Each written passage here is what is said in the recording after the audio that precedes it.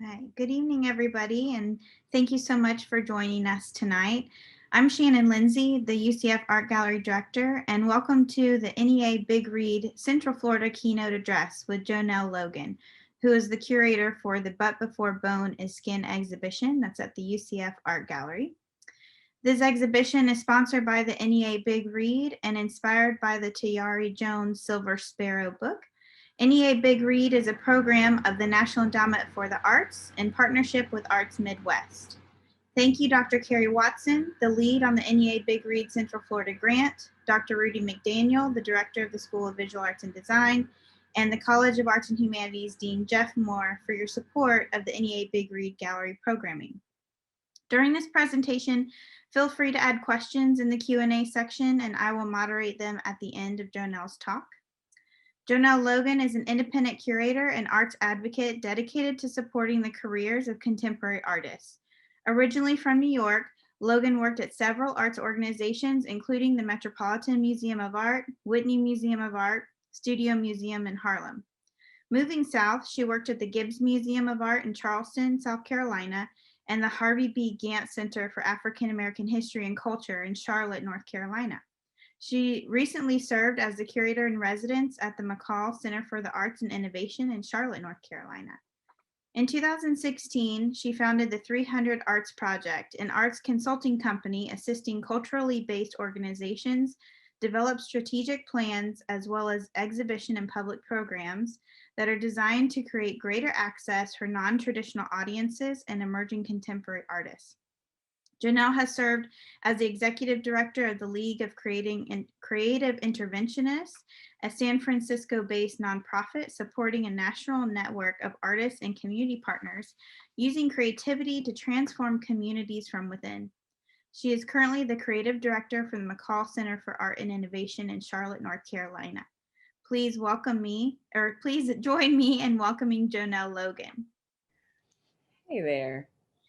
Thank you so much for collaborating with us and being the keynote speaker for the NEA Big Read Central Florida. Absolutely.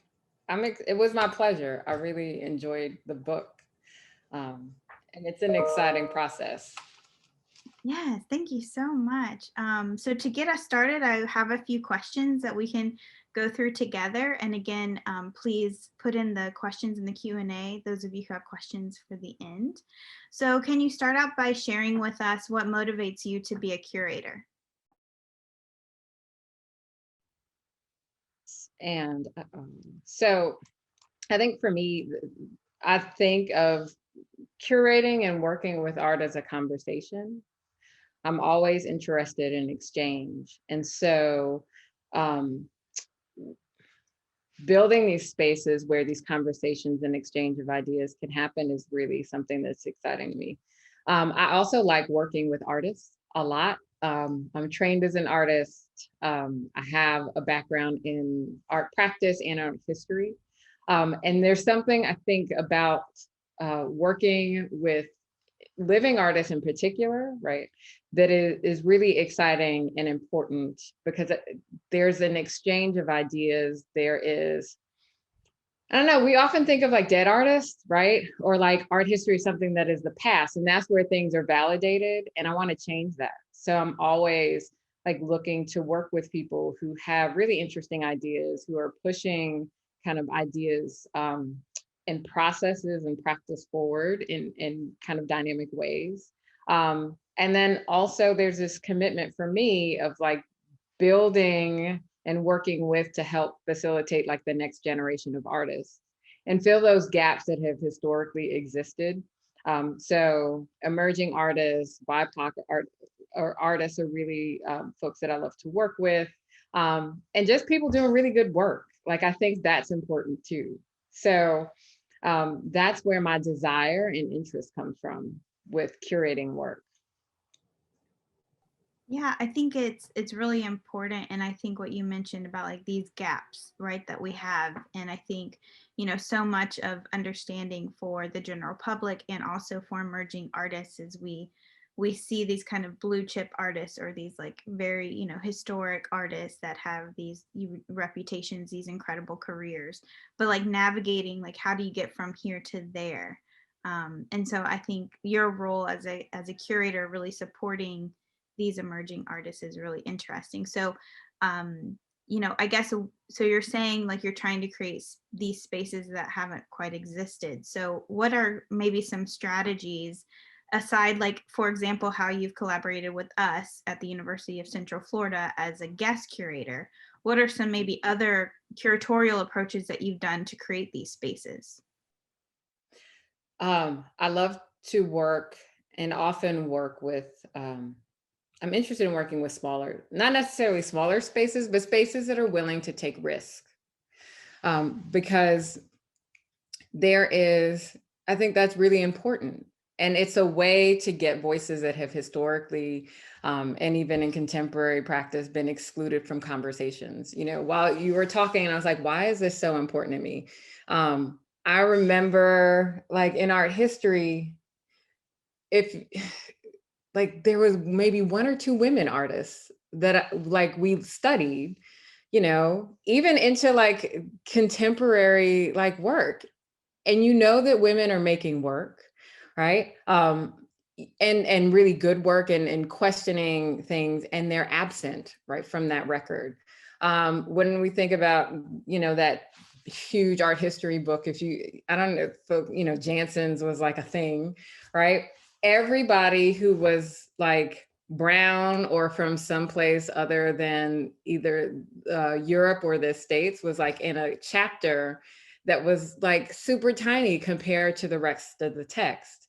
And so for me, as someone who would historically have been left out of the conversation, I'm really interested in filling that space, right? And looking and having that conversation and asserting that there is there's space for everyone in culture. Like, that is critical for me. So when I think about that, I think about places that are willing to take risks, organizations that have similar intentions, I think is really important.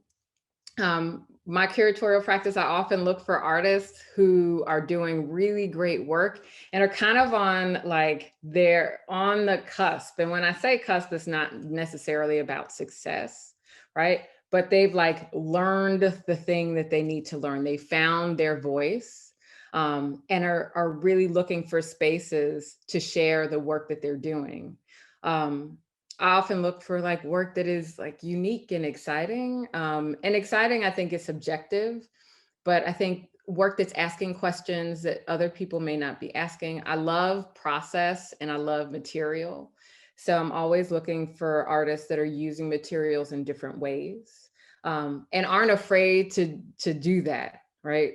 So that's something that is important to me. And I think, artists who are really able to frame their work in their practice and outside of it. Like, I really think that it's important to have an understanding of what your context is for the work that you're creating. And so I often do that. When I think about the work, and I think I said this, actually, it's funny, in the interview, I think of my practice as a collaboration between the artist and the curator. I'm not trying to, while I have a vision, absolutely, and I have themes that I'm looking at, I'm also interested in working with the artist, um, because I think that is, again, when we look at kind of the way that we frame curating, it's often this outsider coming in with a vision, putting everything together, and then their vision in some ways supersedes the artist's. And I'm really interested in a collaborative practice. And I found a lot that it works. Sometimes we have to negotiate some things, and sometimes there's like, okay, we can't do this right now, or we need to do it a certain way, because I think you're working with an organization in a space. There are real things when it comes to hanging work and having conversations. Sometimes the work might be a little bit too progressive. So I know that we had a conversation about a piece, or not progressive, but it might be a challenge to have it like on an invitation versus in the space. So those are things that we negotiate, but I really see this as a collaborative and creative process. Yeah, that's great. And I think on that note of thinking of like creative process through curation, I think this is a really exciting project that you were able to get inspiration from the book Silver Sparrow, right? So like through this NEA Big Read programming, which us through Central Florida, we have various programs, and the gallery programming is one component. So I know early on we invited you to collaborate on this project with us and sent you the book, and you read the book very early on before we even really had a sense, because I thought it was really important to see what your response was to the book. So on that note, how were you inspired by the book Silver Sparrow? It was a good book. One, it was well written and it was beautifully written. And I think that there were moments where I could actually see like and envision what the author is talking about. So that was really great for me. The other reason that I really enjoyed the book because this is going to be like this is like honest, right? When there are stories that are written about Black people, they're often in some like either some far off land or it's this historical context. And it's really difficult to relate to, like, it's not a contemporary story. And it makes me think of like Afrofuturism and like arguments about like there are Black people in the future, there are Black people in the present. And so the story was a very contemporary story that I could also personally relate to. And a lot of, I think, women could relate to. A lot of people who have grown up in a certain era could relate to.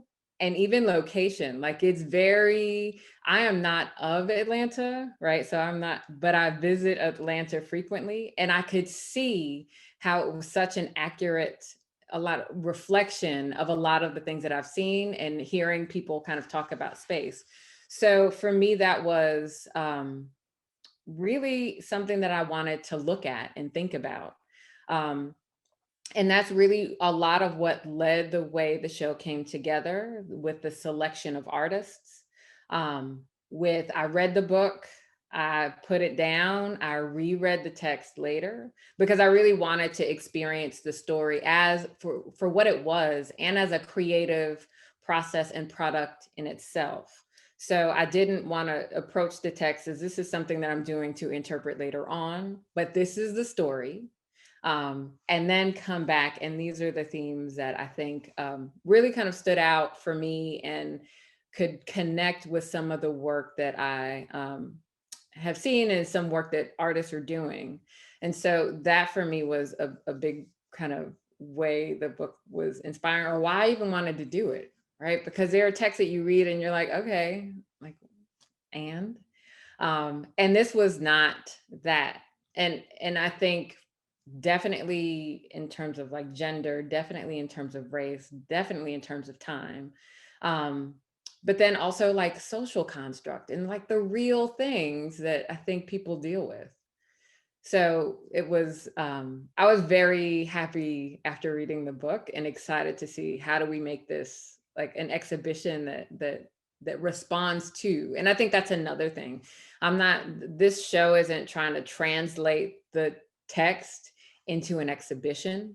It really is about, these are things that came up. These are ideas that were floated. There are other creative people who have work that responds to those same themes.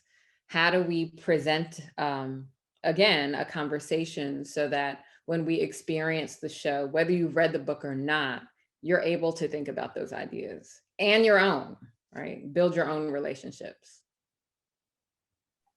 Definitely. And I'm curious to hear a little more about, because in the exhibition statement, that you so eloquently wrote, a lot of it talks about this kind of components that construct identity, right? And so I'm curious, like what aspects from the book made you consider identity? So I don't know how many people listening have read the book, and I'm gonna try not to like spoil it just in case you plan on reading it, right? So I'll talk about these kind of broad themes and then kind of hopefully you'll read it if you haven't already. When I think when we talk about identity, and when we talk about identity as women, I think which the book is basically centered around two young women who are sisters who don't necessarily initially know that they're sisters, and the sets of parents that they belong to and the dynamic that exists there, right? So it talks about family dynamics, and it talks about your identity within family. It talks about socioeconomic identities, right? And how we either embrace, resist, or try to emulate kind of social status in order to identify our worth. You know, the text also kind of talks about like when you start to make a break from those things, you know, the legacy of like what your parents have kind of passed down to you, and when you take a break from that, when you kind of release these projected kind of constructs about who you are, and you really just kind of find yourself, and those moments where it doesn't really work out. And I think these are all things that we can relate to. And so when I read the text, and honestly, at first, when we talked about the book, I hadn't read it. I didn't really know what it was about. In reading it, it was just like, wow, there's so much about how people see us, how we see other people, and how we kind of struggle against that. And I think that that is something that anyone can kind of understand and relate to. And so that for me was kind of the springboard for kind of starting thinking about artists who are asking those questions.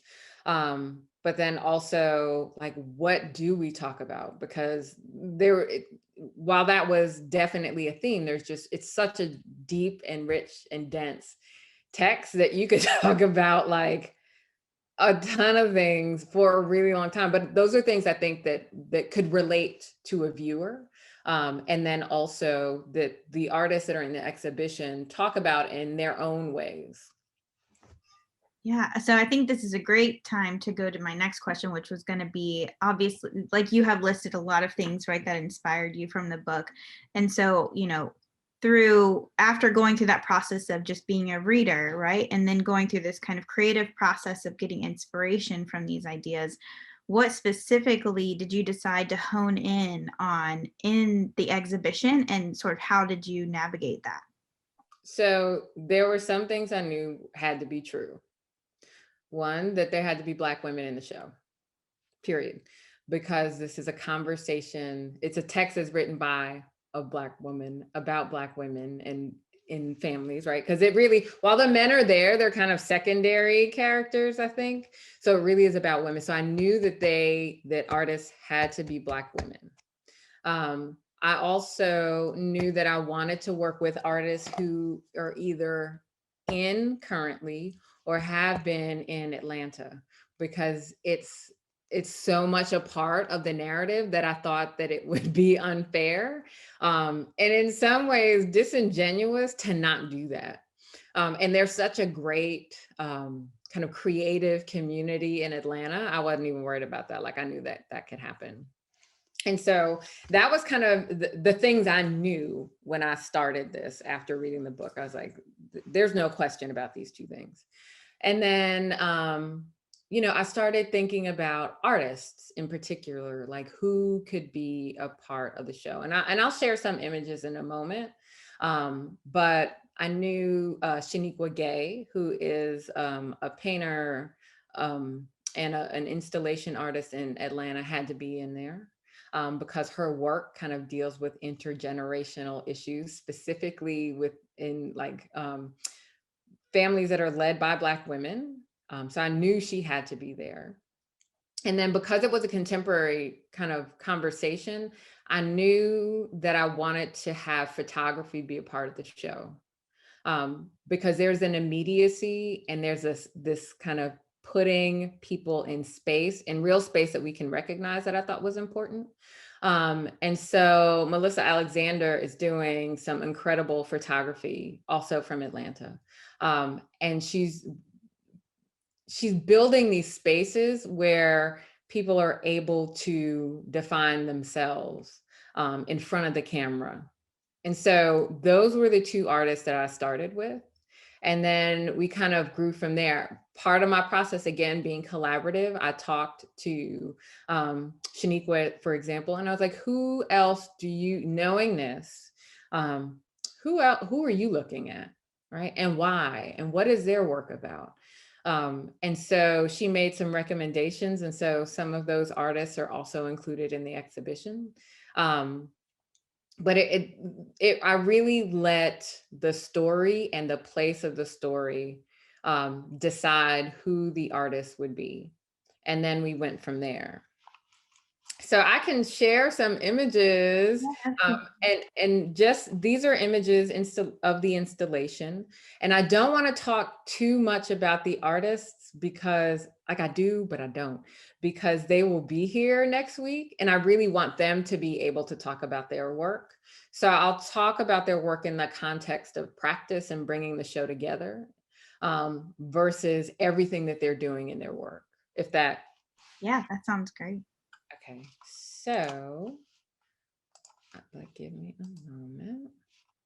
So, and this is also for folks who have not had an opportunity to walk through the show. You can get some sense of the installation. But this is what I love about installation shots is it allows for us to see some of the dynamics that are happening between the work. When you enter into the space, it's interesting that the work is hung by artists, but as you walk through, or even before you walk through, as you look through, you can start to see an exchange between the artists and their work. And so, you know, these ideas of like phrasing and conversations are super important to the practice and to the work, and I think, and to the conversation in the text. So if these are two images by Melissa, who also goes by Phyllis Itler. These are pull up session 1 and 2. Just to give some context. And so again, you get a sense here like of her contemporary, like these are relevant today. These works were made in 2020, of course. So again, I wanted to make sure that we're having a modern conversation or a contemporary conversation. But there's, I think the thing that I really thought about and appreciated about her work and continue to is that each person is an individual, like their individual energies and identities and personalities come through the image. And that's really difficult for a photographer to do. I mean, you know, we've all seen kind of like the glamour shots where everybody kind of looks the same. And I know that that's a commercial space, but it's really difficult to get people to relax enough to release themselves enough in front of the camera to show who they are. And she is really kind of able to do that. And so when I thought about her work, I thought about that, but I also thought about this notion of like defining self and being comfortable with that. And just kind of doing the struggle work to get there. Right at the end of the well, I'll talk about that a little bit, but at the end of the text, the main character kind of has a moment with her daughter, and where, you know, we all kind of talk about we won't become our parents, but somehow or another we do, like, and so that's kind of internal struggle.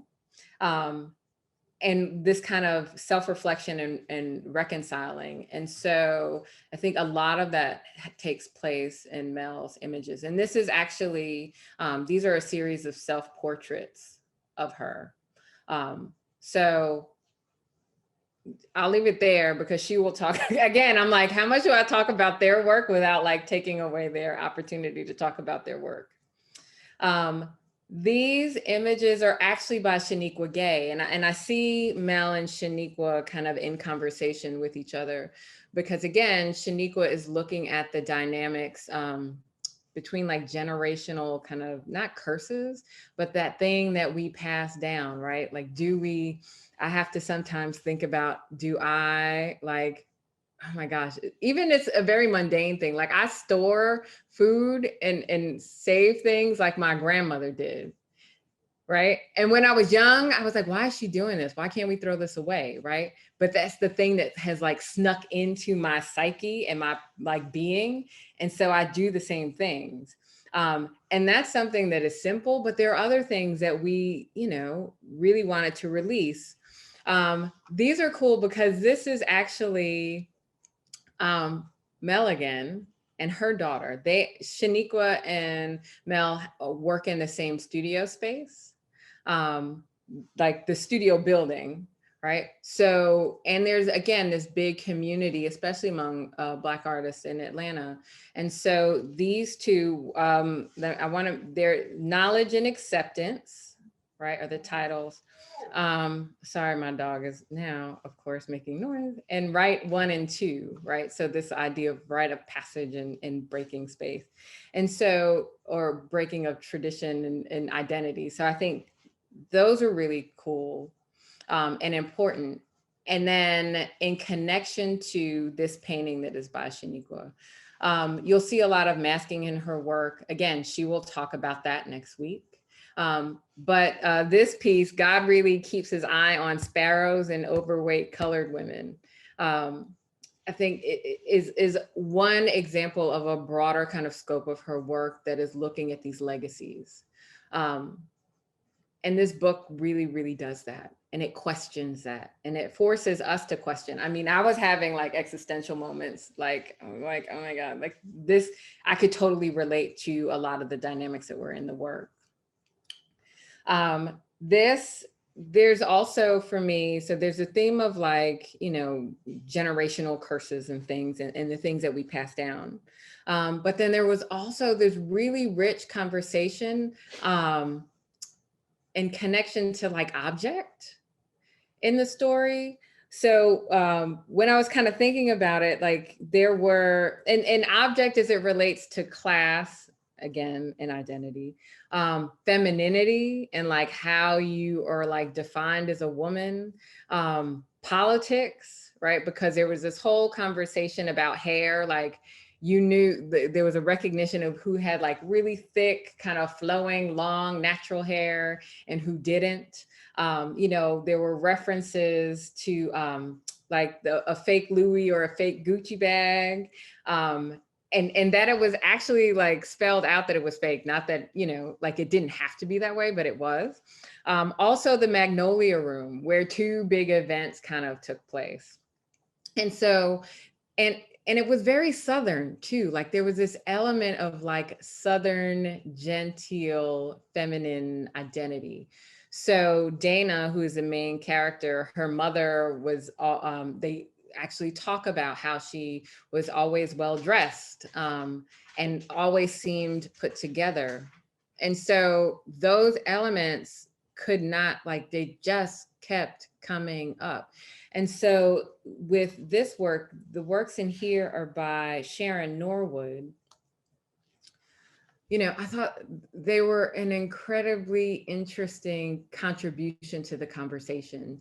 Sharon is using these materials or objects or symbols of like Southern women, of class, but then also of race and identity. The swirls that you see on the teapot are actually vinyl kind of prints of hair, right? So like that curled hair texture that Black women have.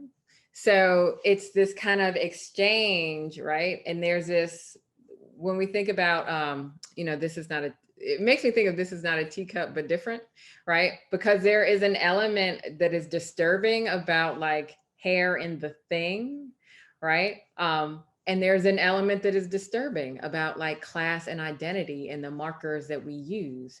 So even in the text, when Dana meets her paternal grandmother on her deathbed, and the grandmother asks, Miss Bunny asks what she would like of hers. And there's the only thing that's on the bed table or the side table is a brooch in a music box and some like medication. And the girl, Dana says, I'll take this. The grandmother says that it's still, one, that she was going to wear it to her funeral because she knows she's passing. But then two, like she references that there are some of the jewels, the stones that were used to be in it are out, but it's still good. And so there's this thing about material and class and where that places you in society, or how you value, how we value these things and the legacy that these things have, that repeatedly kind of comes up in the story. And so Sharon's work, I think, was important to that. This is another example of her work. And you'll see blue a lot. There are cultural connections to blue, and we'll talk about that next week. But it also kind of connects to Younique's work, who and what is cool about this work was actually created for this exhibition.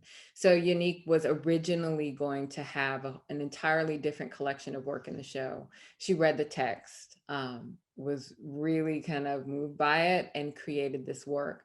And she uses photographs. So these elements are copies of photographs that are often, again, this notion of like Western concepts of like structure and class and space, and like and deconstructs it to create these other kinds of conversations in the work.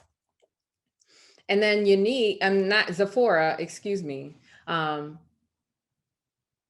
work, I wanted to put it in there because while she also works with object, there's this like, what's the right? It's not incantation, but there's like a magic that she's like exploring when we put objects together, right? This like, oh, I have this word and I can't remember what, like, it's, I'll think about it because sometimes language leaves me, but there is this like synergy, this magic, this like, that many of the objects are rooted with their own power. And then, sorry, you can hear my very chatty dog. By combining them, you're almost like creating this like dynamic object that has its own meaning and in a lot of ways changes space.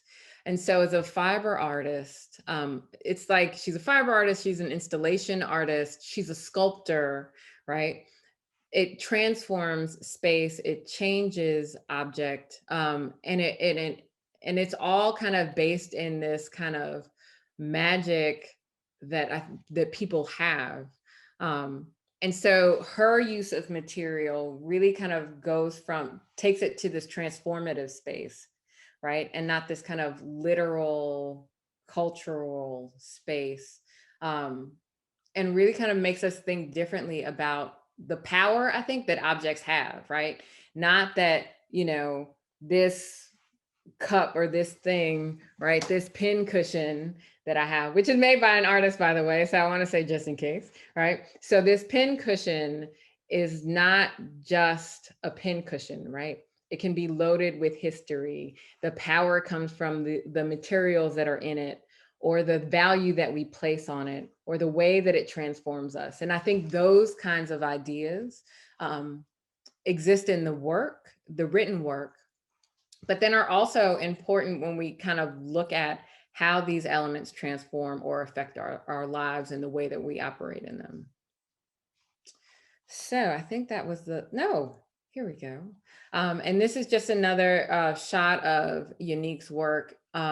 If you have a chance to see it, the photos are great, but they're so rich and dense. If you have an opportunity to see it, I strongly encourage you to go experience the work, because it's impossible to kind of do it justice, I think, especially hers, where it's such a mix of material and even in process, like things are knotted and sewn and attached, and there's like sequins and shells and all of the things, right? It's super like tactile.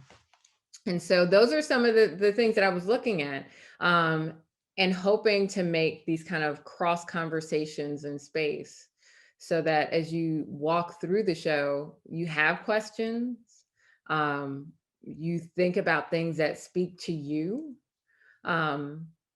And you look at kind of, I think the dynamics that are happening in the space with the work.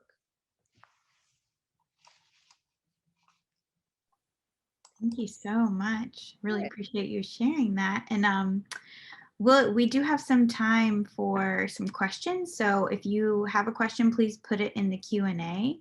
So we already have some in there. So I'll go ahead and ask them. Azella says, as a curator, what challenges did you face when selecting the artist and or specific work when trying to develop a conversation for the viewer as it relates to the novel? So some of it was like what work to include, right? Because there's lots of work that the artists were doing, and really thinking about how, because it's a conversation and because they're they're different people, right? Having this like their own practice in their own space. How do you bring that together in a way that makes sense? So that was really hard. COVID didn't make it any easier, because it was impossible to like go see the work, and be in space with it, because I think that's important as a curator. I was talking this morning about the idea of needing to I like to feel how the work feels to the viewer, right? So to stand in front of it, to have a sense of the scale, to have a sense of the impact, to really see what the color looks like, to ask like questions of the artist, and to be able to like look at and uncover, this versus this, because sometimes the work that the artist thinks best represents them in the moment doesn't. And vice versa. Sometimes the work that I think, oh, is totally it, they're like, no, what about this? Right. So that exchange was really hard to do. I think also, while I knew what themes kept coming out for me, and I know that it's subjective, another curator could have read the book and had a completely different exhibition. So I recognize that, but in reading the things that kept coming up, it was also like, how do you like visually represent these things, right? And what do you let go of, and what do you kind of uphold in the conversation? So there were other things that in looking at the work or reading the text came up, but it was really, really difficult to think about and to manifest like this conversation with other people's work. So it's also kind of a process of releasing things and seeing how, what's the fullest, deepest, richest kind of conversation you can create, and foster, using these amazing voices that are coming together. And there were a couple of other artists that I was interested in working with, but it wasn't right. So sometimes that's hard too. Like if I have to be honest, like you really want something to work out and it's just not right. And you have to just accept that, this is not, maybe next time, I think, is the thing. I hope that answers your question. Yeah, thank you so much. Another question in the chat from Mo, were the items displayed crafted for the exhibition, or were they already in the artist's collection? So some were in the collection. Younique did, however, create an entirely new body of work for the show.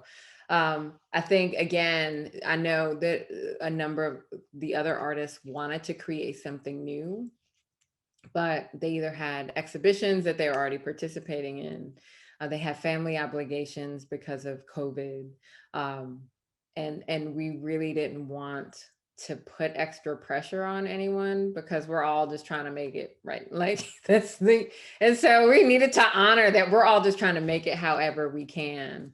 And so it was a combination, but a lot of the work existed already. Great, thank you so much. And we have a question from Jason. As the pursuit of long denied justice is a significant theme of our times, how can artists make work more effectively to promote social change? So one, I think that an artist has to authentically be about social change to make work about social change. I don't think that that is the space for everyone, because if it's not what you are about, if you don't know how to communicate it, and it doesn't always have to be right, but like there's an authenticity that has to be there. So I think that's the first thing.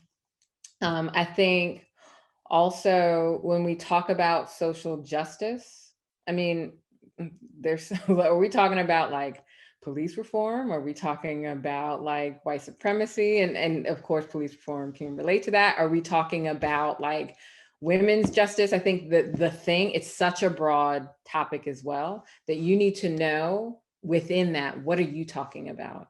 And then talk about it well. And when I say talk about it well, I think you have to be authentic to your voice. Your work shouldn't look like anybody else's, because you want to not only, I think, contribute to the conversation, but I think leading a conversation is important. So your work can do that.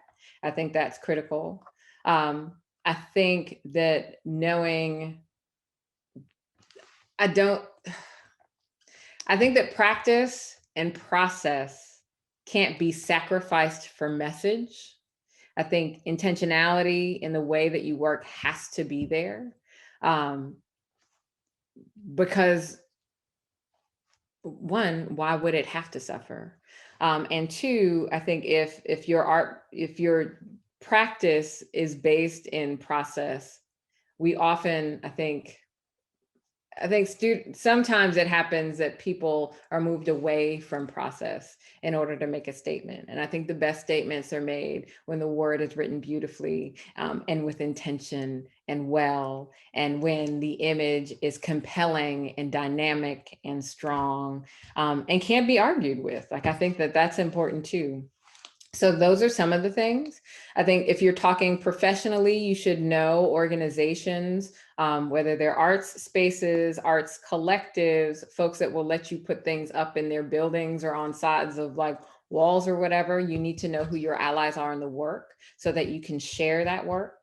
And you need to be able to talk about it, and not just using like, whatever language is like hot or top of mind right now. Like, you have to be able to have a real conversation about your work, why it's important, what impact it has, how it connects to the movement. I think all of those things are important. Thank you so much. Erica asks, can you briefly touch on the futurity of curatorial practices now that the art world as we know it has broken? Beyond being in space with artwork and feeling the work, which is something we can't even do now, I would like to know more about what is curatorial futurity. I don't know. I mean, I think that's like a question that we're all kind of grappling with right now. I do think that I think that there's something beautiful about this moment, though. I know that. And because in a way, it's like COVID and this moment has been a great equalizer, right? It's really wrested the control of art away from these organizations, right? And these white walls and these boxed spaces, and uptown neighborhoods where people don't feel comfortable. So I think that that is a beautiful thing, and an important thing, and a thing that needed to happen, right? Because if art belongs to people, then people should have access to it. I think it's added more voices in terms of curation to the conversation, and really just kind of like broken down like what that means. I mean, sometimes I get irritated by like when people are like, I'm a curator of like, I don't know, random stuff. But that again, I think is like legacy establishment stuff.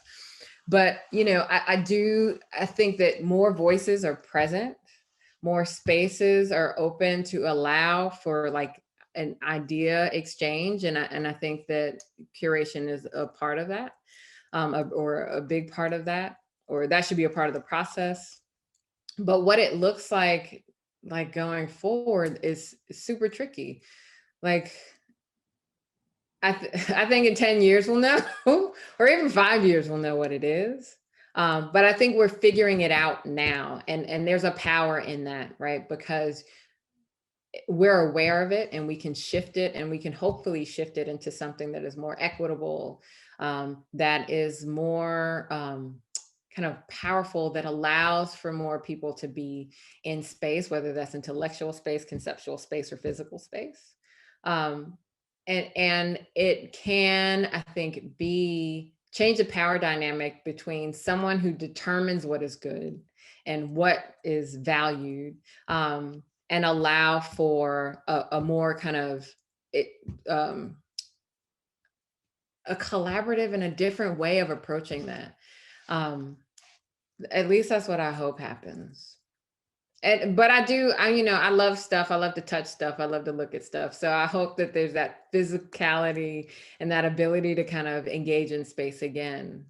Because I think that that's a human thing. Like, kids always want to touch stuff. I kind of always want to touch stuff. I haven't quite outgrown that habit, but I think there is something about that remains important. Definitely. Yeah. It's going to be really interesting on how we evolve from these times. Yeah. But there's opportunity, like you said, which is exciting. So Katie asks, did the notion of who is legitimate and illegitimate bubble up for you while reading the book? And are those concepts portrayed in the show? It did. That whole legitimacy thing was a lot, right? And for me, I think it bubbled up. I mean, personally, it bubbled up, right? And I think legitimate in a whole bunch of ways, like, who's a legitimate family, who's legitimately feminine, who legitimately deserves X, Y, and Z, did her boyfriend legitimately like her as a youth, like all the things, like I could really relate to, I think, as a Black woman, as Jonell, and as a woman in general, like all of that.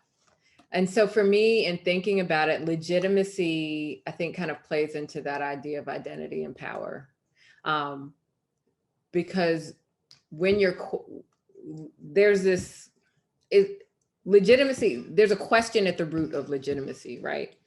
And someone proving or determining your worth and whether you belong there or not, and whether you're good enough or not. So when I think about Mel's work in particular, there's that, yes, I am, right, in the work. And being willing to like work through the murky kind of area to get to that point. So it definitely did come up. But what I didn't want to do, when I think about it, like it's there, but it doesn't, I think, have to be overt. Because for me, the power of it was, what do you do when you're not worried about whether someone thinks you're legitimate anymore? So that's the way it comes up. That's great. Thank you all so much for your questions. And I actually have a question too. So through this process, right, of like working with this book and getting this inspiration, going through this creative curatorial process, has this kind of opened doors or other avenues that you kind of see for future projects that maybe wouldn't have happened otherwise? Yeah, one, I'm like, I need to unpack the text a little bit more.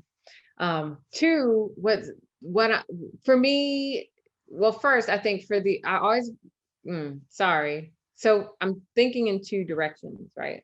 So for me, yes, I'm hoping to do some work with some of the artists that are in the exhibition. I think that,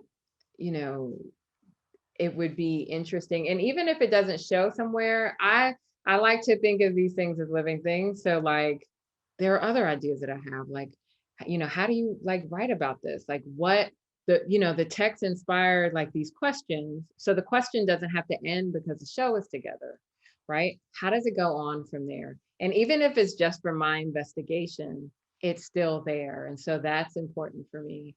I'm also hoping always that the artists who are connected find value in being connected. So is it an opportunity for them to work with each other, right? Is it an opportunity for them to work, you know, with, not putting you on the spot, but like the university or other spaces, right? That in the area where their work is seen and the conversation comes up.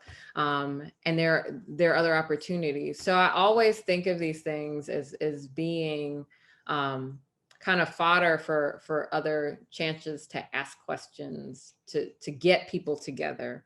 To even inspire like other shows that I might be working on. And so, you know, I think that with Sharon's work, for example, it's funny and it's so weird. Like I love ceramics, but have never really worked with ceramics like in an exhibition.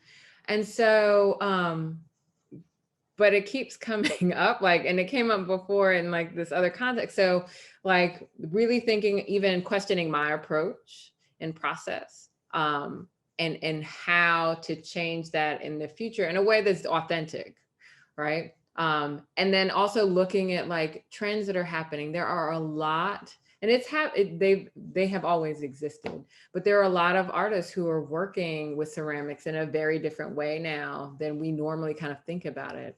And so I think I'm also growing and interested in kind of looking at that in a very real way, because, you know, people are doing really dynamic and different things with a traditional process. And I'm in North Carolina, so being in North Carolina where ceramics is so much, you know, a part of like the culture in a lot of ways, you know, what does that look like? And so those are things that are happening for me. Well, I'm really excited to kind of follow your curatorial practice and see what other projects you develop, maybe like inspired by this experience and also that of the artists.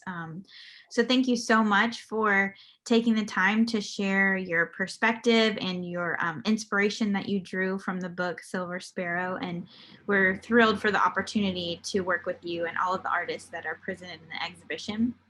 And to all of the visitors here tonight, the UCF Art Gallery is open Monday through Thursday from 10 to 5 and Fridays from 10 to 4.